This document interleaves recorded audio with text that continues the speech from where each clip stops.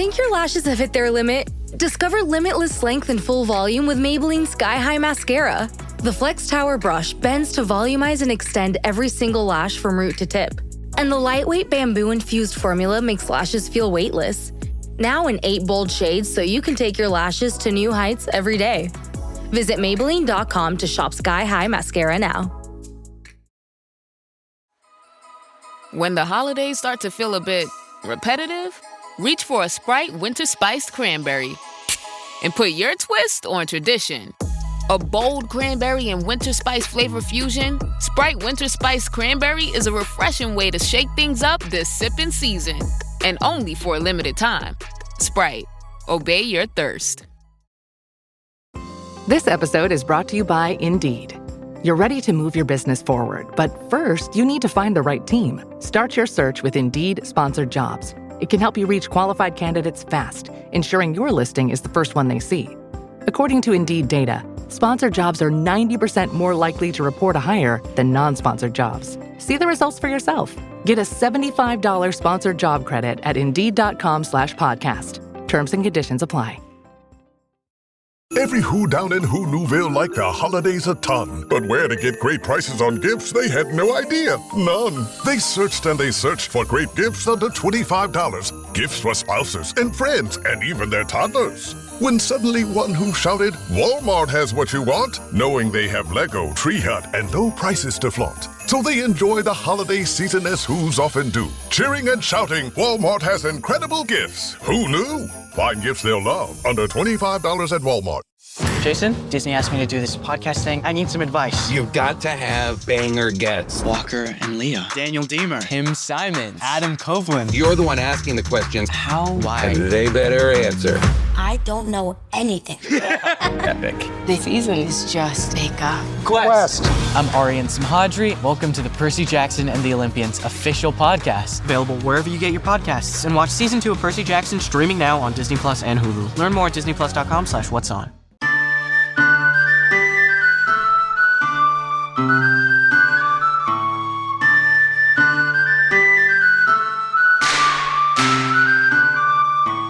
Hey all you heroes, hawks, heralds, crows, pirates, and wardens. Welcome to the Dragon Age Lorecast, where we unpack, discuss, and galaxy brain about all the lore behind the Dragon Age series. We are so excited to bring you this podcast. Every episode, we'll be talking about a different topic in the Dragon Age universe, from character deep dives to exalted marches and elven gods. We will cover it all. There will be spoilers.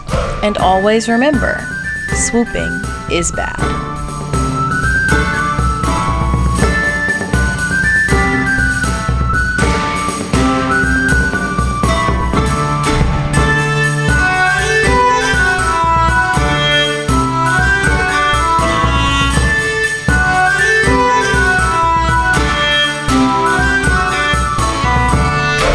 Hello and welcome to the Dragon Age Lorecast, where we talk about Dragon Age and its lore. I'm one of your hosts, Austin, also known as Teacup. And I'm Shelby, or She-Cup. Why were you laughing at me? Because you almost said She-Cup. Oh, no, because you almost said this is the Assassin's Creed Lorecast. Yeah, well, we just spent a while in the Assassin's Creed Lorecast, so that's probably why. But yeah, we're here to talk about Dragon Age. We are here to talk about part 2 of our children's stories, and I am so excited to learn about the human stories of Thedas. Yeah, we are on the human ones, and we do have quite a few more human ones than any of the other races, which I think is, of course. But I do have 2 fun facts before we get into the lore. So the first one is that the story Andraste and the Wyvern is the favorite bedtime story of Prince Baldwin, the only son of King Wilhelm of the Anderfels. Interesting.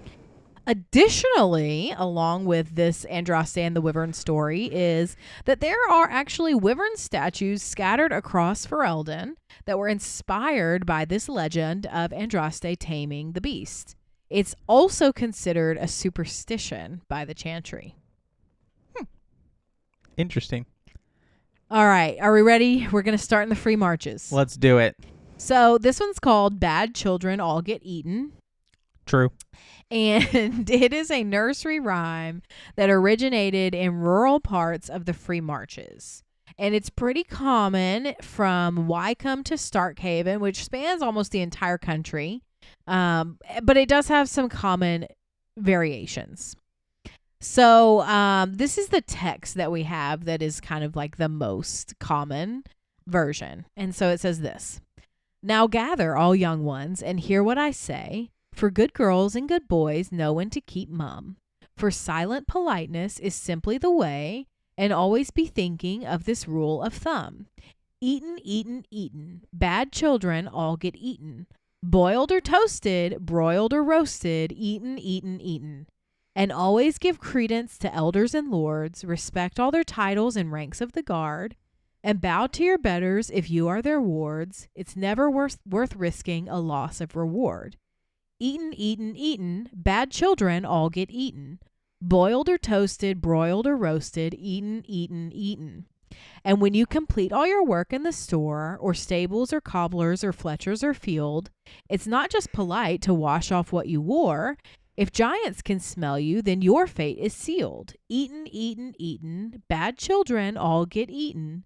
In the fryer, dragon fire, on a boiling kettle pyre. Soup for 6 or maybe higher. Eaten, eaten, eaten."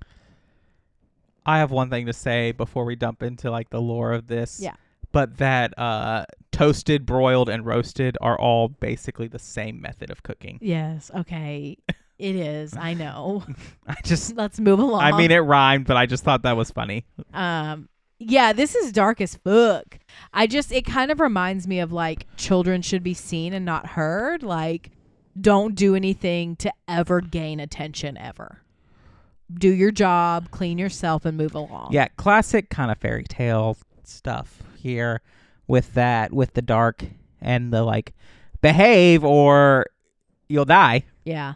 I do question though, like, what do you think the giants are referencing? Like, is this regular giants a la the Emerald Grove? Is it referencing Darkspawn, dragon? I mean, it's not dragons because it has a line about dragons. Or is it something else entirely? Yeah, I think that probably all while the Emerald Groves a little bit, maybe the Darkspawn in there. There's just a lot that it could be. It could also be like, I also really love when dwarven tales involve the giants, and it's just like you're talking about just like human and elves are the giants. You're talking about big people. Yeah, I think that's funny, but I do think it's probably giants a la Emerald Grove or ogres talking about that. Just because it being in the Free Marches. Fair. Okay, so the next one is Andraste and the Wyvern, mentioned in the fun facts. And unfortunately, we don't have a lot of context around this one. We just know that it comes from something called Bedtime Stories for Good Children by Sister Marigold. And this is what it says. The armies of Andraste and Maferath gathered in the west, and the prophet went alone into the mountains to sing to the Maker. She would take no one but Justinia and Maferath with her.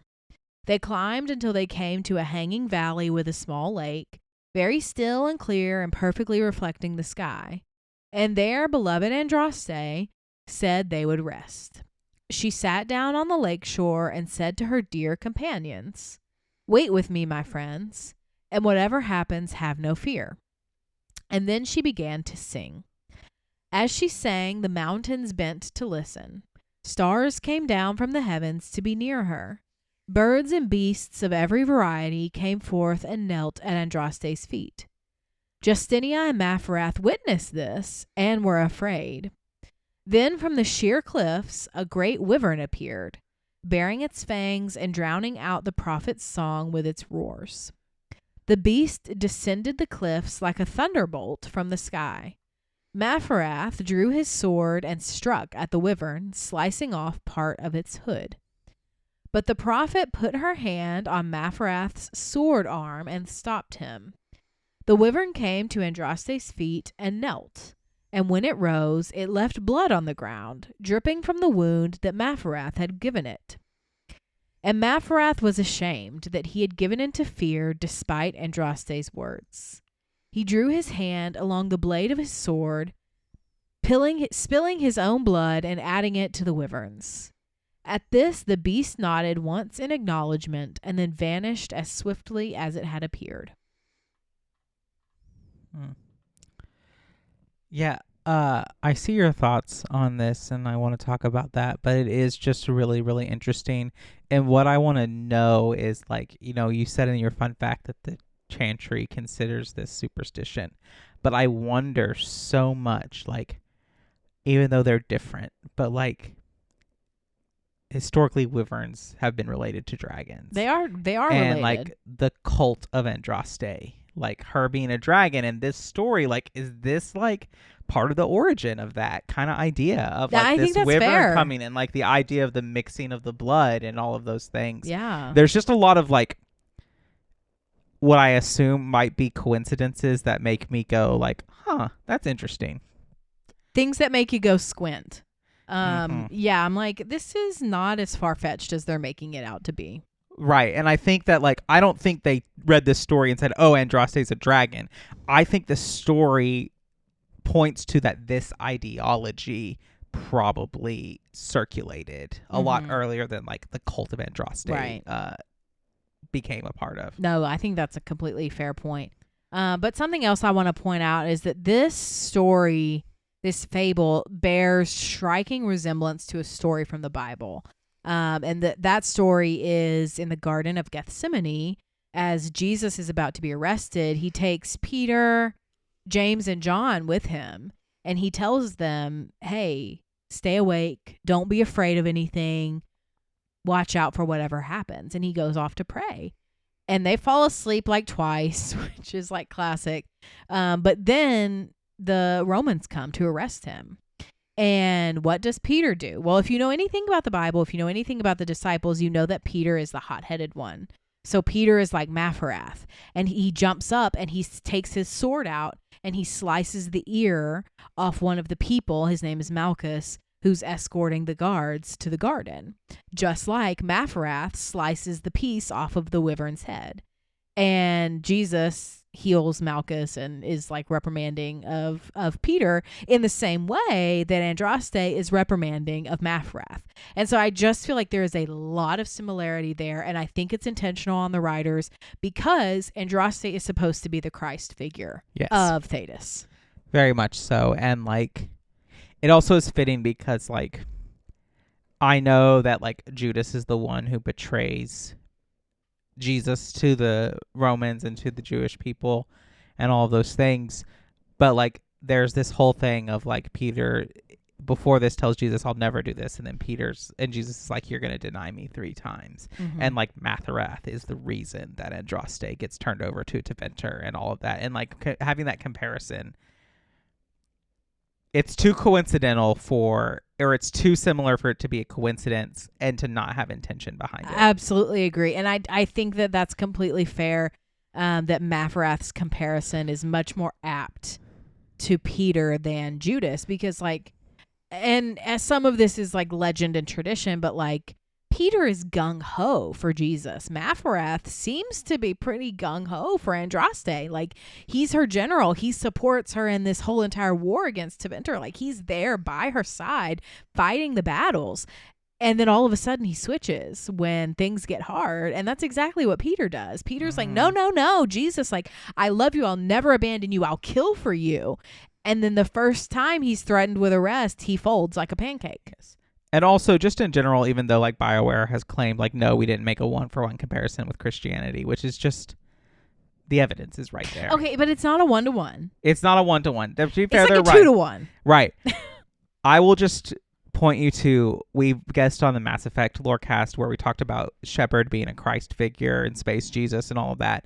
And Sam and Seven on that show had reached out to one of the BioWare people that he knows, and he was like, yes, we wrote Shepard with this idea in mind. So like the BioWare writers, they're not ignorant of all of this. Like they're very intelligent people. They know this. They know these comparisons. Like a Christ figure is a literary device that is used. They know that. Yes. Like they're not ignorant of it. These are intentional choices. Absolutely. 100%. So let's move on to the next one, which is called the Doggle Boon Behemoth, which, say that out loud 3 times fast. It's actually very difficult. So this is a little rhyme about a behemoth who can be found in the East. We're not really sure where the East is. That's all it says. And this is actually originally published by Meriden in her book on Thetis and Thetis stories, and it's titled Fables Under a New Sky. And so this is what this one says. Beware ye well, my son and belle, beware ye well the calling. For you will face with time and grace our failing and our falling, my failing and my falling. We sought the beast at farthest east and paid a bloody tithing. So I will that you would kill and end its fabled writhing, and end my fabled writhing. A doggled boon our hopes had strewn, a bargain drained and straining. So gird in steel and train your zeal, and pray its will is waning, and pray my will is waning. A bander snatched and hander matched, no jabber whilst you're walking. Do not be swayed to drop your blade when danger comes a stalking, when mother comes a stalking. Your eyes are green as its had been, the doggle boon behemoth. Your heart is true and arrows too, but can you too unsee wrath? For I could not unsee wrath. For thought you win, hold fast your twin, there's danger celebrating. Renew this day and call Calais, but now begins the waiting. And then began my waiting. Beware ye well, my son and belle, the red your will it leeches, and wail you will for kin to kill until your heart it reaches, unless my lesson teaches. I've got a lot of thoughts. I want you to go share yours because I have some things that I want to say.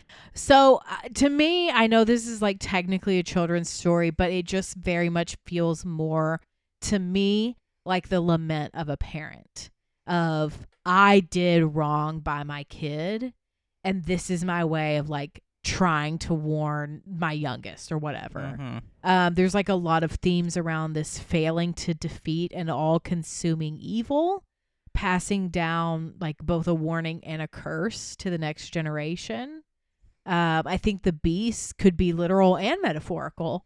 It's something monstrous, yes, but it could also be the embodiment of envy, bloodlust, or even like a destructive inheritance type of thing.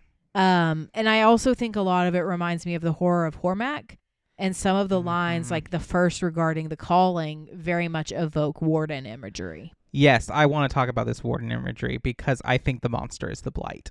It could be.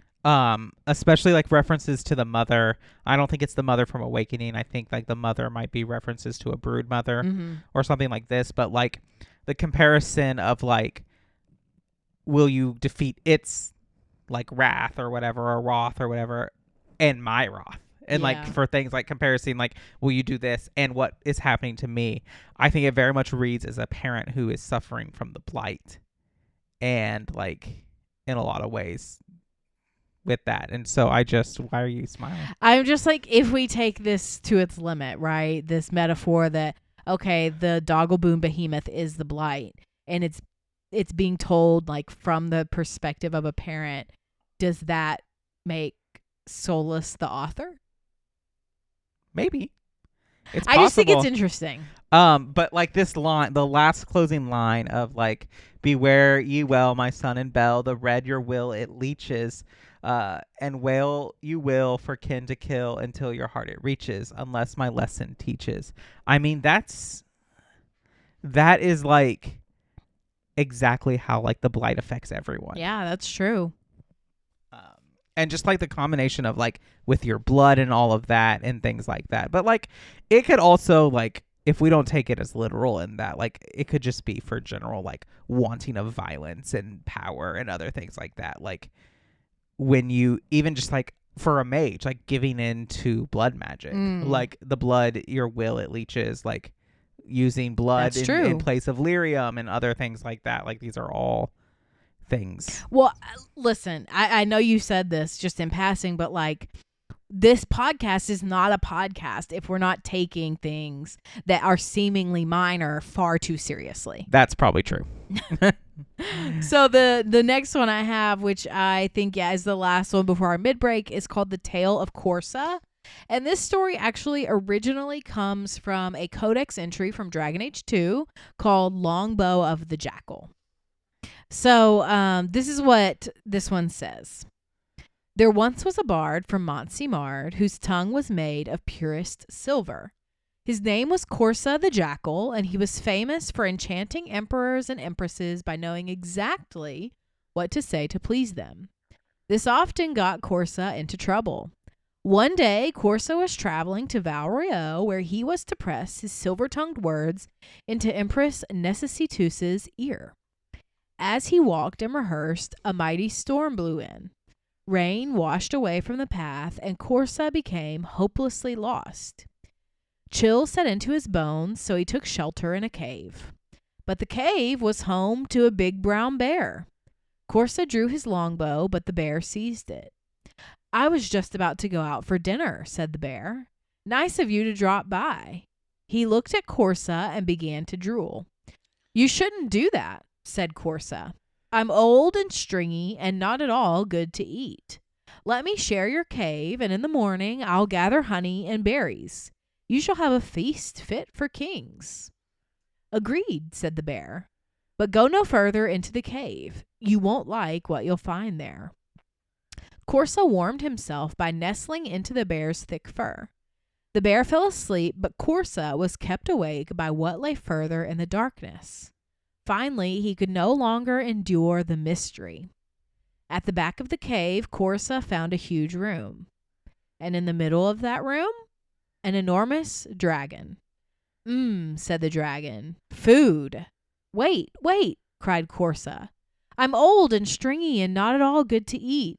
Let me leave, and I will bring you the bear. I think not, said the dragon. That bear promised me breakfast. And that was the end of the jackal.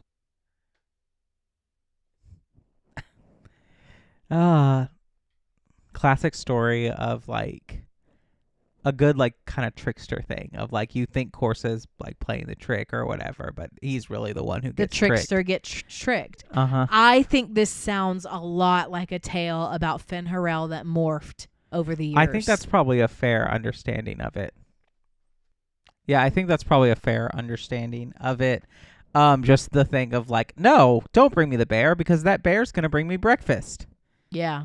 Yeah. I mean, and at the end of the day, like, Fen'Harel has a seemingly unending bag of tricks up his sleeve, but at the end of the day in Veilguard, he runs out of them eventually. Right, and I love the thing if you actually tricked him, because he basically yields that like I'm just a god who like got tricked basically, like I got outsmarted or whatever. It's a really great line. The difference, that's one of Veilguard's strengths, is the differences in how Solus reacts to the different endings. All right, well, I think it's a good time for our mid-break. Here's my 30-second story with Guinness. As soon as my sister and I get home for the holidays, we don't even unpack. We head straight to our pub. The bartender already knows our order, Guinness and fries. We laugh all night, catch up with old friends, and walk home with faces sore from smiling. It's one of my favorite nights of the year. That was my 30-second story with Guinness. Guinness Draft Stout. Please enjoy responsibly. Imported by Diageo Beer Company, USA, New York, New York. The McDonald's Snack Wrap is back. You brought it back. Ranch Snack Wrap. Spicy Snack Wrap. You broke the internet for a snack. Snack Wrap is back. Ba-da-ba-ba-ba.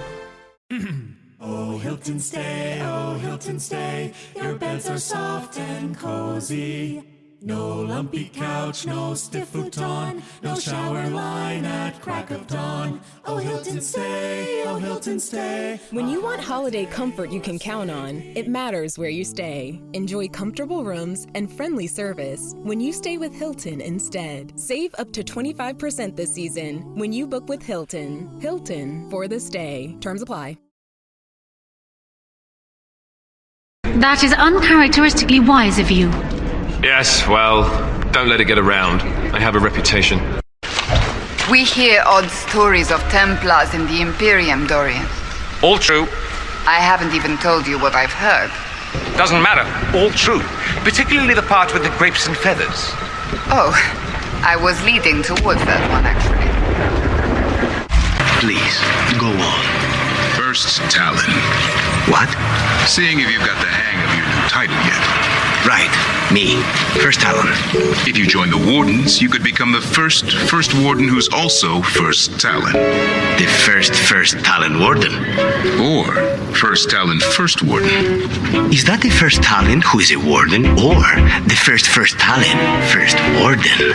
So many possibilities. All right. So, welcome to the middle of the show where we take time to thank our patrons. Thank you to our first patrons, Genesis and Lisa M. If you'd like to join us on Patreon, you can do so at patreon.com/DALorecast. Join now to join on our December patron chat, which happens today. So, if you're listening to this as this is released, I think that is too late to join. Yes.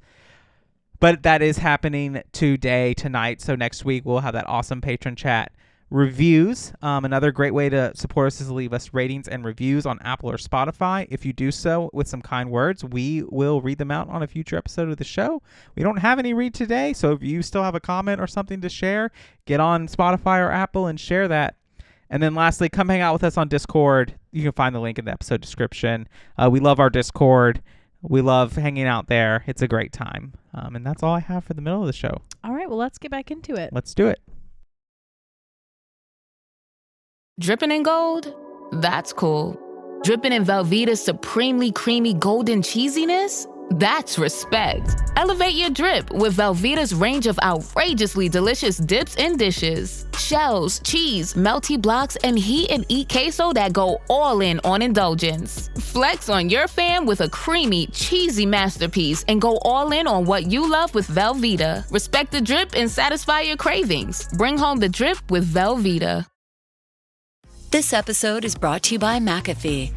I found this great place to stay this weekend. Click on the link and book it. Oh, wow. McAfee alerted me that this site is fake and even blocked it.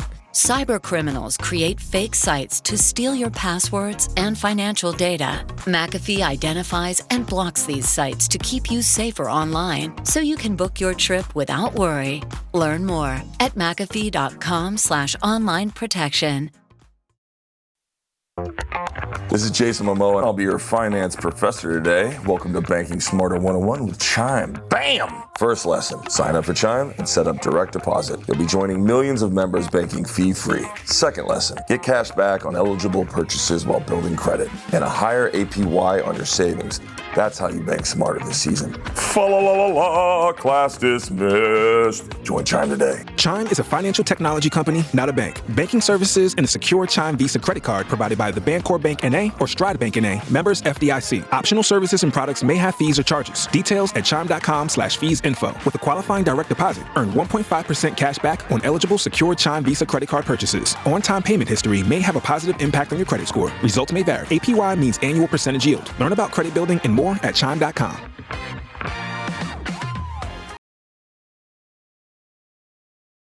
This reminds me of a story. Shocking. It's about an impossibly handsome dwarf and his friend who got crowned King of the Nugs. A Nug King? Really? It's not as good as it sounds. Nugs mostly just shit on the floor and roll in it. Welcome to the deep roads. Is it me, or is this the slowest lift ever constructed? It's better than climbing down. I could do with some music. Something with a flute. How about we skip this one? Send your man instead. How about I shove a canary up your coal mine? You think he'll... You fear barbarians will swoop down upon you. Yes, swooping is bad.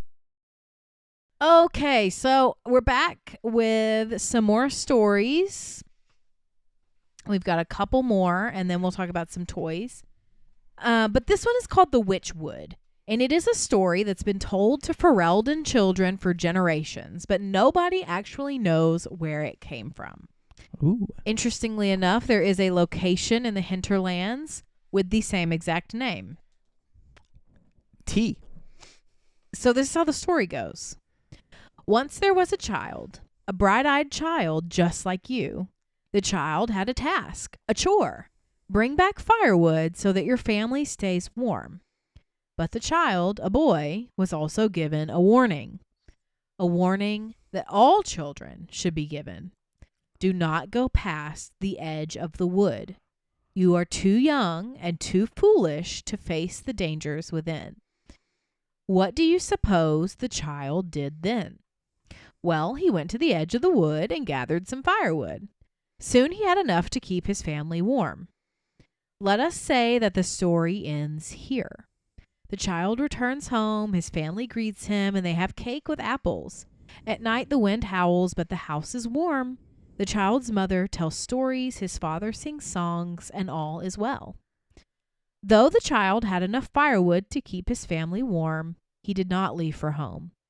Instead, he put one toe over the edge of the wood and said, I am not too young. Of course not, said a voice in the dark. And this made the child smile, for he was vain and cared more for flattery than duty. The child put both feet past the edge of the wood and said, I am not too foolish. Of course not, said the voice in the dark.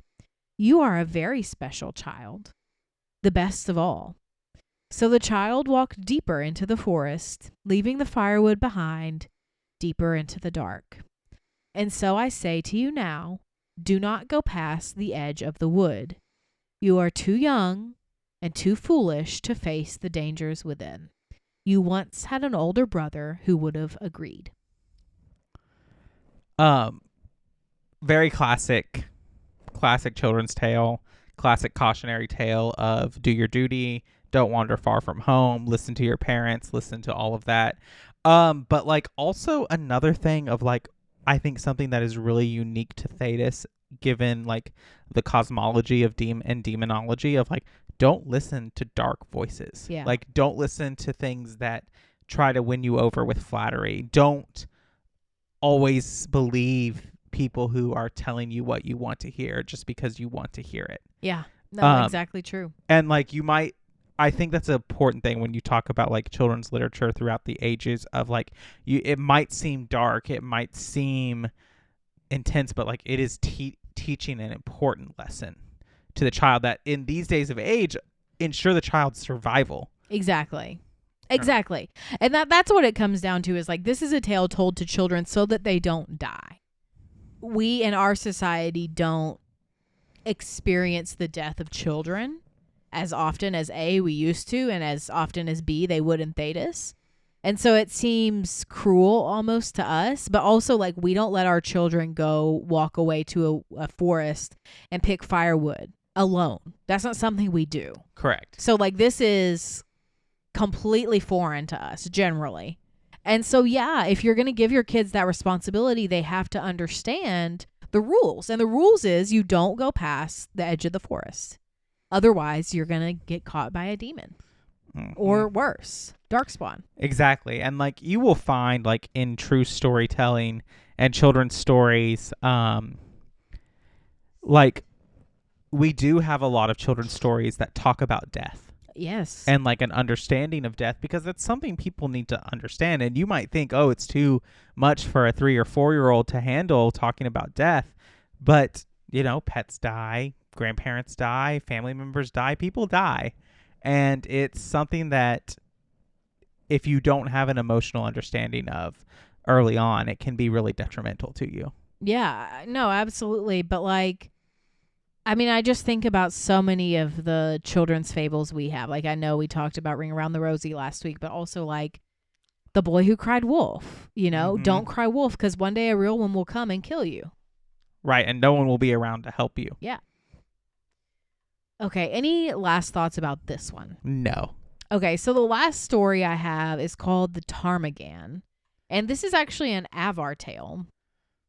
And it can be found in both Origins and Inquisition in Codex entries. In Dragon Age Origins, it's a codex titled The Frostback Mountains. And in Dragon Age Inquisition, it's a codex entry titled A Tale of the Frostbacks. It's originally published in universe by Sister Petrine, Chantry Scholar, in her book Ferelden, Folklore and History. So this is what this story says. Even mountains had a heart once. When the world was young, Korth the Mountain Father kept his throne at the peak of Belenas, the mountain that lies at the center of the world, from which he could see all the corners of the earth and sky. And he saw strong men become weak, brave men grow cowardly, and wise men turn foolish for love. Korth devised a plan that he might never be betrayed by his own heart, by taking it out and hiding it where no soul would ever dare search for it. He sealed it inside a golden cask, buried in the earth, and raised around it the fiercest mountains the world had ever seen, the Frostbacks, to guard it. But without his heart, the Mountain Father grew cruel. His chest was filled with bitter mountain winds that shrieked and howled like lost souls. Food lost its flavor, music had no sweetness, and he lost all joy in deeds of valor. He sent avalanches and earthquakes to torment the tribes of men. Gods and men rose against him, calling him a tyrant. But with no heart, Korth could not be slain. Soon there were no heroes left, either among men or gods, who would dare challenge Korth. So the Lady of the Skies sent her best children, the swiftest, the cleverest, and the strongest flyers, to scour the mountains for the missing heart. And for a year and a day they searched. But sparrow and raven, vulture and eagle, swift and albatross returned to her with nothing. Then the ptarmigan spoke up and offered to find the god chief's heart. The other birds laughed, for the ptarmigan is a tiny bird, too humble to soar, which spends half its time hopping along the ground. The lady would not give the little creature her blessing, for the mountains were too fierce even for the eagles. But the ptarmigan set out anyway. The little bird traveled deep into the Frostbacks. When she could not fly, she crawled. She hugged the ground and weathered the worst mountain winds, and so made her lonely way to the valley where the heart beat. With all the gods' terrible deeds, the heart was far too heavy for the tiny bird to carry. So she rolled it, little by little, out of the valley and down a cliff. And when the golden cask struck the earth, it shattered. The heart was almost full to bursting, and the pain of it roused the mountain god to come and see what had happened. When Korth neared his heart, it leapt back into his chest, and he was whole again. And then Hakon Winter's Breath bound Korth's chest with 3 bands of iron and 3 bands of ice, so it could never again escape.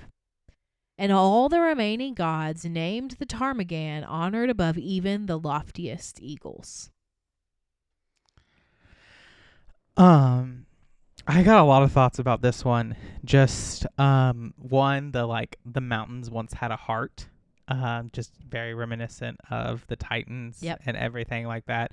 But also like the relationship with Korth and the Lady of the Skies very much reminds me of like the elven mythology of Elgernon in Mythal. Well, okay. Speaking of Mythal, don't you think it's interesting that the mountain that we're talking about is Belenas?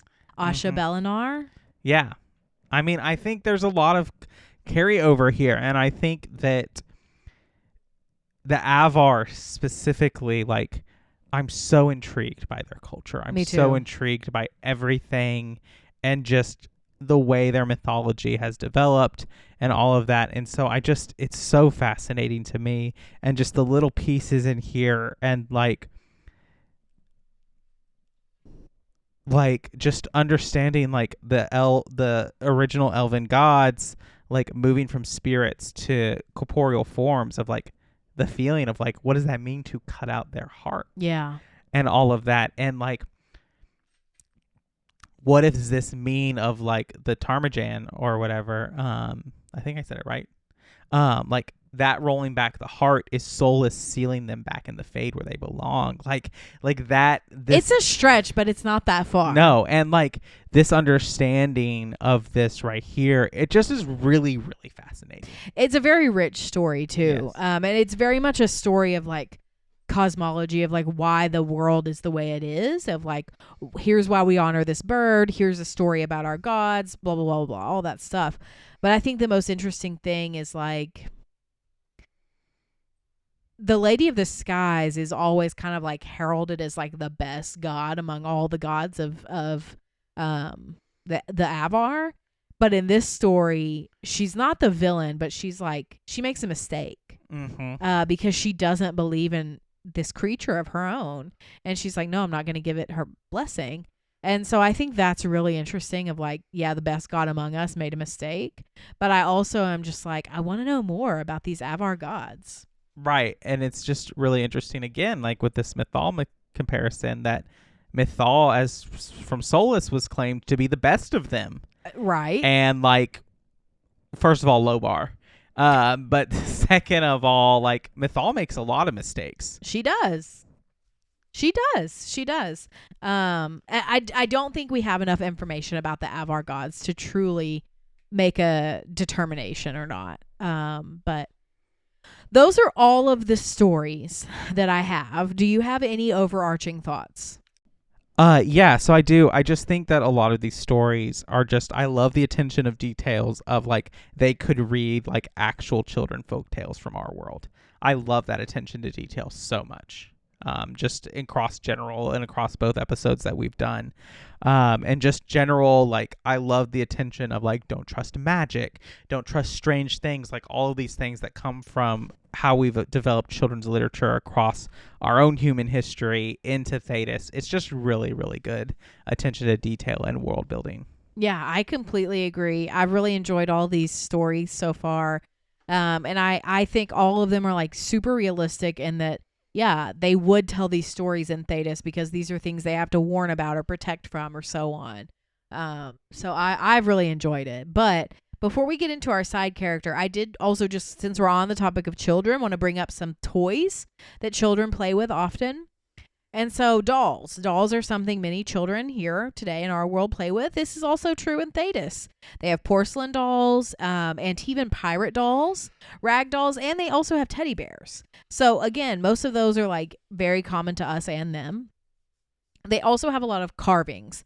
They carve horses out of wood and ivory, and they also have carved soldiers.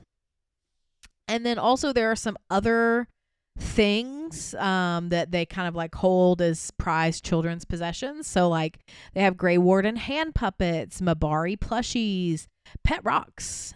Sarah has a painted box. I don't know if that's a Sarah thing or like other children do that too. And then we also know that there are like wyvern toys and toy swords. So a lot of Thedosian childhood does relate to us, but is also different from us. Yeah, definitely. And it like makes sense because you've got like things like toy swords, pet rock, the Mabari plushie, which, you know, I want. I know there are Mabari plushies, but like, yeah, awesome toys, other things like that. It just makes sense. Yeah. All right. Are we ready to get into our side character for the day? I am. All right. So this is the last bard that we have to cover. And this is Sister Patrine, Chantry Scholar.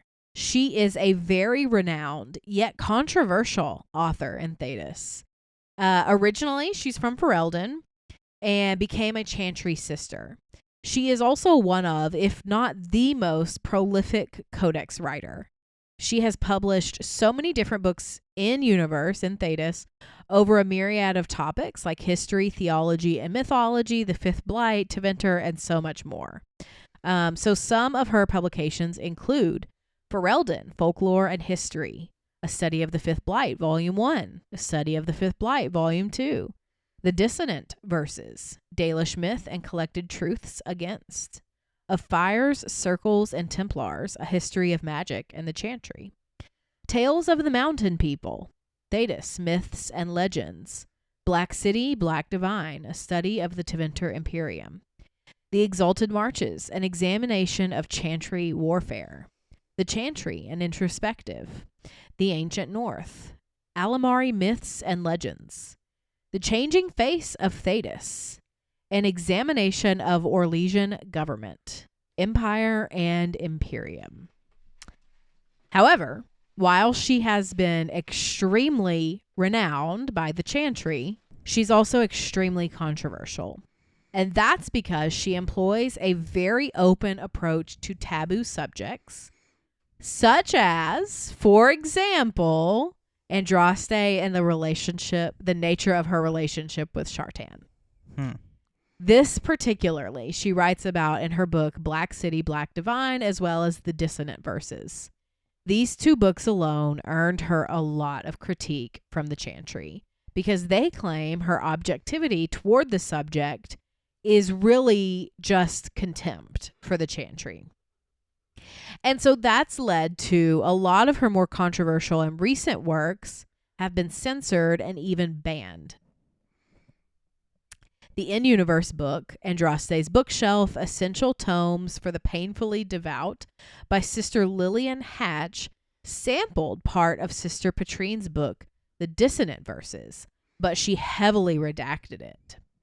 Additionally, Sister Patrine maintained a correspondence with Brother Genetivi, who wrote to her of his experiences visiting the Black Emporium in the Free Marches city of Kirkwall.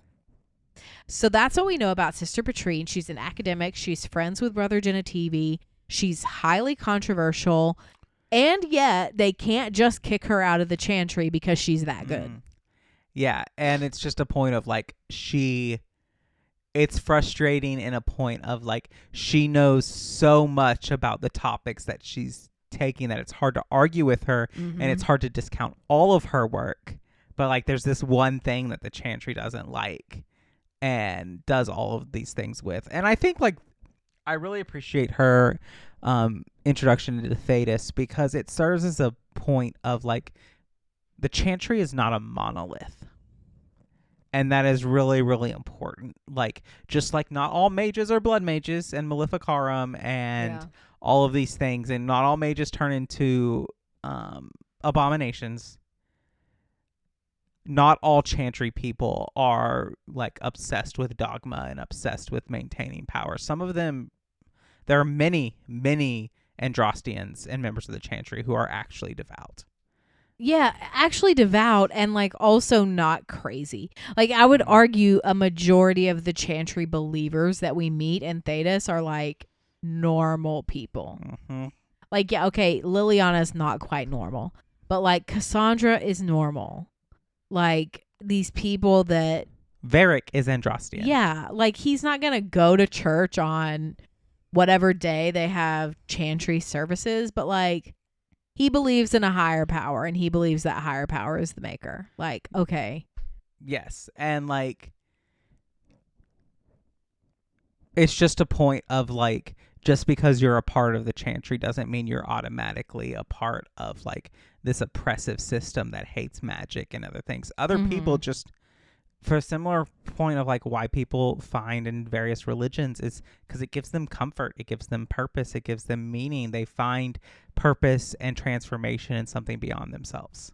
Right. And I think that's Sister Patrine is a great example of like sometimes the people that are the loudest in a religion are not the dominant voice. Like, yeah, they may be loudest, but that doesn't mean their position or their opinion is the most popular or even the like most people believe it. Like, you know, just because Roderick, whatever his name is, in Haven is like obsessed with wanting to like hunt the Inquisitor down and like imprison them forever doesn't mean that the majority of Chantry goers hate the Inquisitor. Exactly.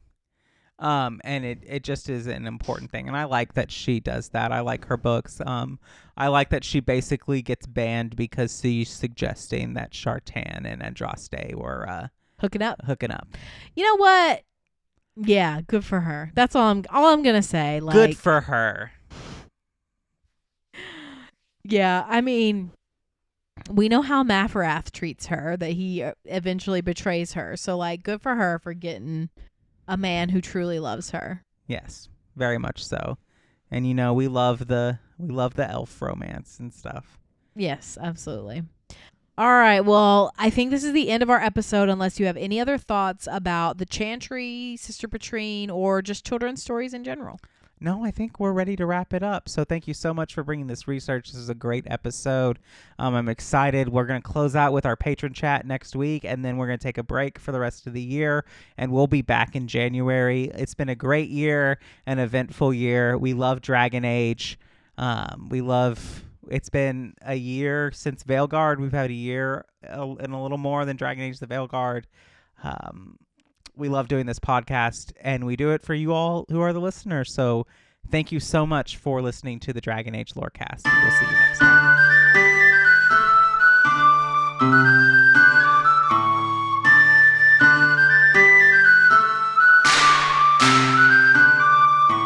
Thanks for listening to the Dragon Age Lorecast. You can find us on Twitter at DALorecast. If you have any lore questions, topics to unpack, or side character suggestions, join our Cups Podcasting and More Discord server. It's easily the best place on the internet. You can also support us financially through our Patreon. You can find us there on patreon.com/DragonAgeLorecast. The Dragon Age Lorecast is part of the Robots Radio Network. For more information about the Robots Radio Network, join the Discord server via the link in our episode description. If you enjoyed the show or learned something new today, please subscribe, leave us a review, and join the Patreon. And if you enjoyed our intro and outro music, give a big thank you to Pipeman Studios. Thank you, Pipeman. Thanks again for listening to the Dragon Age Lorecast. We'll see you next time.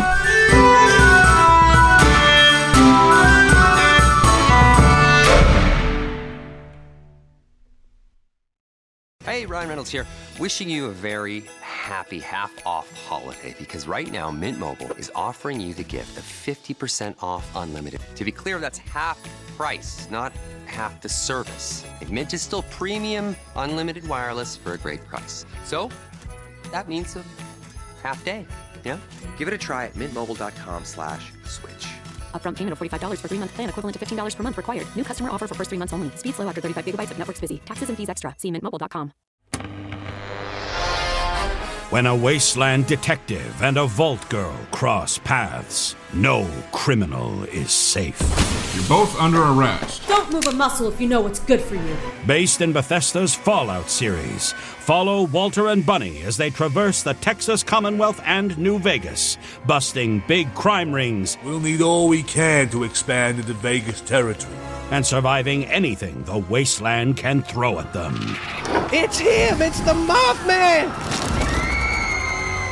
Featuring a series of nail-biting narratives and guest stars from across the Fallout community. It's anybody's guess what thrilling case is up next. War never changes, does it, Bunny?